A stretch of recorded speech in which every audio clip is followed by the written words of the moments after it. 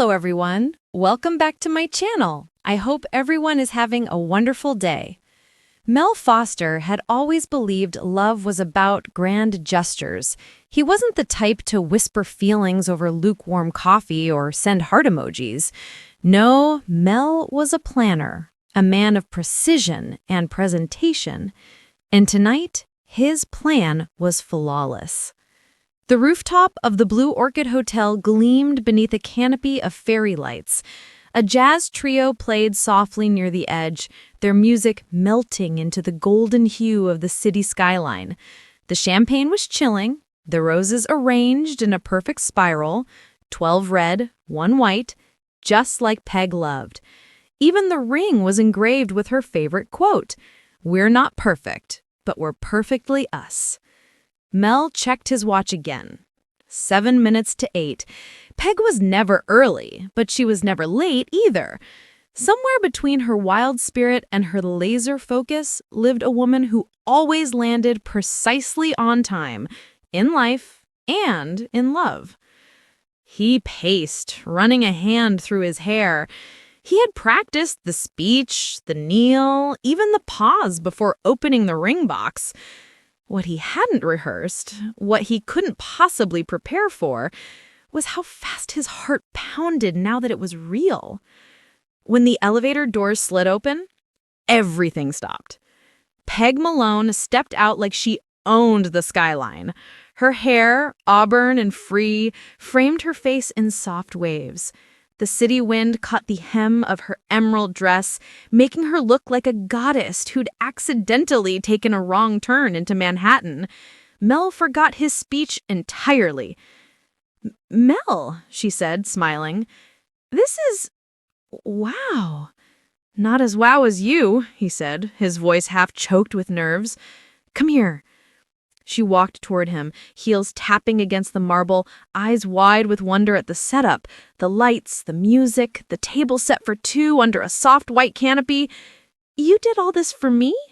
"For us," Mel said, taking her hands.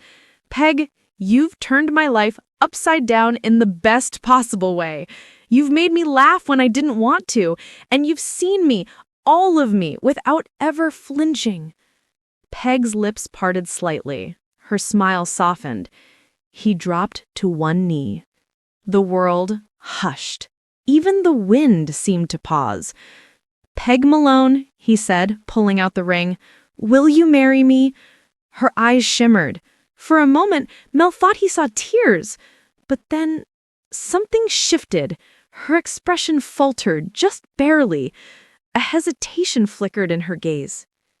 She didn't say yes. Not yet. "Mel," she began softly, her tone unreadable, "before I answer that, there's something we need to talk about." Mel blinked, still kneeling. Talk about? Peg glanced at the musicians. They caught the hint and faded into silence. She looked back at Mel, her smile fragile now. "Yes, talk. About us. About what happens if we get married." "Peg," he said, laughing nervously, "come on, you can talk to me about anything, but maybe say yes first?" I want to. I really do. But I can't. Not until you agree to something first." The night air turned heavy. "What kind of something?" Peg took a deep breath, steadying herself. "A prenup." Mel blinked. "A what?"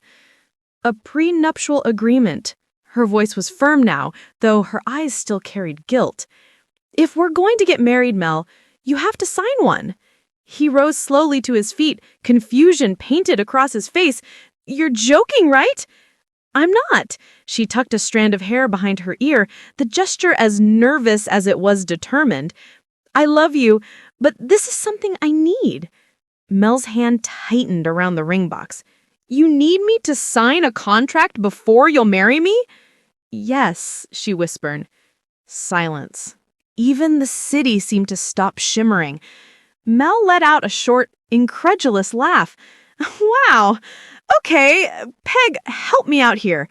What happened to 'we're perfectly us'? What happened to trust?" "This is about trust. It's about protecting what we've built, both of us." "Protecting? From who? From me? Peg took a step closer, her hands outstretched. Mel, please don't make this a fight. You know I've been through things before. My parents' divorce, the business fallout, the lawsuits.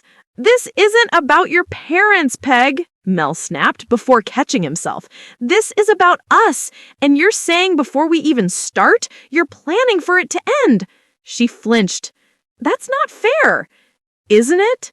He turned away, the skyline now a blur of light. You think I'm marrying you for your money? Peg's eyes filled with tears. I don't think that, Mel. You just don't trust me. That's not it. Then what is it? She hesitated, and that was the worst part. The pause, the unspoken weight between them. Finally, she whispered, It's fear, not of you, of losing what we have. I've seen what happens when love gets tangled in money and pride and regret. I don't want us to be another casualty of that. Mel turned to her, searching for her face for some sign that this was a misunderstanding, but it wasn't. Peg meant every word. He stared at the ring box in his hand, the one that had felt like hope minutes ago, and now felt like a question mark. So that's your answer? You'll say yes if I sign? Peg swallowed hard. Yes.